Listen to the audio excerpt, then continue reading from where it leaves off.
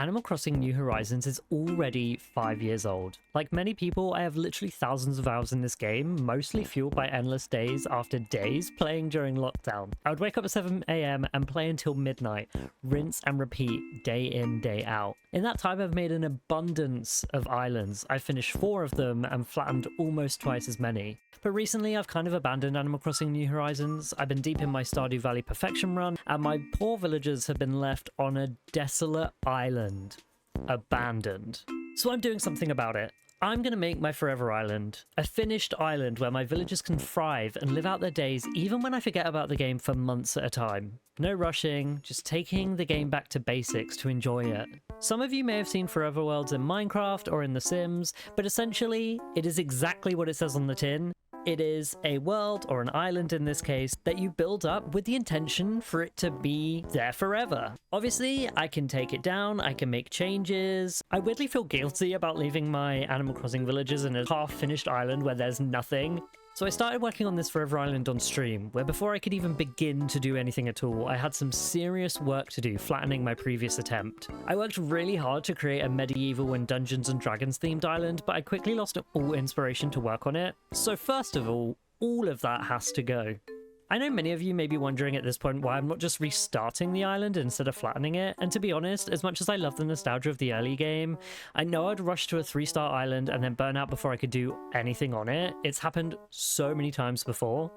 Also, when working on my medieval island, I made it a mission to fill as much of the museum as possible. So when I started this project, I only actually had 1 more fossil to get for the museum, and a large majority of the fish and bugs had already been caught. And in all honesty, I didn't want to lose all of that progress, so flattening it is. Let's see what we were doing, because I don't remember. So I have a bunch of flowers here, that's a good start. Okay, we got a lot to do.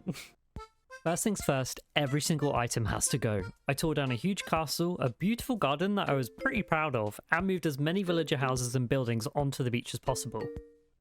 I got rid of my built waterfalls and destroyed cliffs. I got a few of my friends involved to help me destroy trees and get rid of flowers so I could be left with an entirely blank canvas.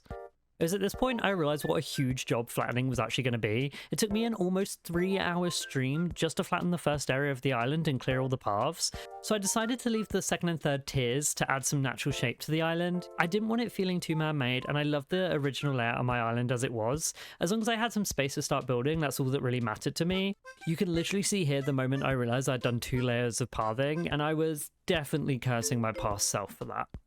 A ton of Pinterest planning and searching for inspiration later, it was time to start the build. I decided on a natural themed island, as these are the ones I've always been most proud of and find I have the most inspiration from. And after looking through some various inspiration pictures, I began to build up the first area of my island, the campsite.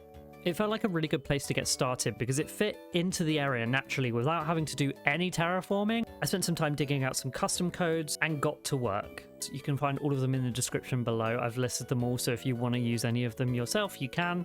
I do a lot of decorating on stream, so if you do want to come and check it out while I'm streaming, then you can follow me at twitch.tv/OllyKeyshow. I don't just play Animal Crossing, I play a bunch of games, mostly cozy games and Pokemon, so feel free to check me out over there if you'd like. I can't lie, I absolutely love the custom pathing, but one of the things I really don't like about it is the fact that you can't assign a sound. I love the original pathings have different sounds depending on what you choose, and I would love if we could assign that to the custom pathings. For example, having my dirt path sound like the original dirt path in the game, and any stone path sounding like the stone paths in the game. I can't lie, I'm also really bad when it comes to placing paths, so 90% of me building this was me fighting the path and making sure I got everything to look symmetrical. I decided to put the campsite at the very back of the build and build a nice round, almost campfire circle directly in front, and then my plan was to add lots of various natural decorations such as trees and bushes, and I built out a pond just to make it feel homey. One thing I'm trying to work on with my Animal Crossing build is not filling out every single space. In the past, I've definitely cluttered my islands, which doesn't make it very functional. And also, sometimes it's a bit overwhelming, and I think I need to stop being such a perfectionist when it comes to islands. If I don't think something looks good, I will tear it down, or I'll not pick it up for months. And I think that's how a lot of my islands have just never come to be finished. And if I'm doing a real Forever Island, I really need to finish it, and I really want to finish it. I love keeping things to be like several colors. I like having like dark and earthy themes, but then adding in a little bit of bright color just to add that contrast. The teepees in this game are so cute that I just thought it really enhanced the campsite. Once I was sort of happy with the main circle, I wanted to build the bits around the edge.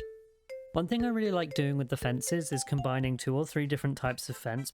With this fence, I combined it with the hedge fence as well. I really like combining the hedge fence with others because it changes through the seasons, and also it just looks really nice, it looks natural, and it really works.